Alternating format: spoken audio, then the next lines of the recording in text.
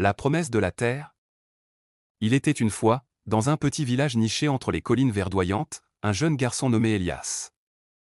Son grand-père, Papy Marius, était un vieil agriculteur au visage buriné par le soleil et aux mains aussi dures que le bois de son vieux râteau. Marius cultivait la terre comme ses ancêtres l'avaient fait avant lui, avec patience, respect et amour.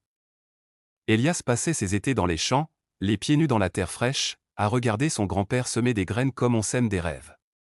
Un jour, alors qu'ils plantaient ensemble des graines de blé, Elias demanda. « Papy, pourquoi travailles-tu autant la terre? On peut acheter tout ça au magasin. » Marius s'arrêta, planta son regard profond dans celui de son petit-fils et répondit. « La terre, mon garçon, c'est plus qu'un champ. C'est une promesse. Chaque graine qu'on plante, c'est un pari sur demain. Ce que tu donnes à la terre, elle te le rend. Parfois en silence, parfois en abondance. Mais jamais sans raison. » Les saisons passèrent. Elias grandit, s'éloigna du village pour aller étudier. Le monde changeait vite, les machines remplaçaient les mains, et les marchés mondiaux dictaient les récoltes.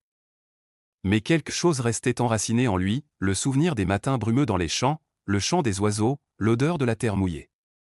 Des années plus tard, après la mort de Marius, Elias revint au village. Le vieux champ était en friche. Les mauvaises herbes y régnaient. Mais en fouillant la remise, il trouva un vieux carnet de son grand-père. À l'intérieur, une phrase écrite à la main. Celui qui cultive la terre cultive l'espoir. Ce jour-là, Elias enfonça ses mains dans la terre. Pas pour le passé. Pas pour le profit. Mais pour honorer la promesse. Et au fil des saisons, le champ reprit vie. Le village aussi.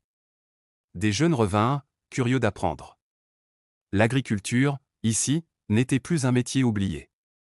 C'était une renaissance.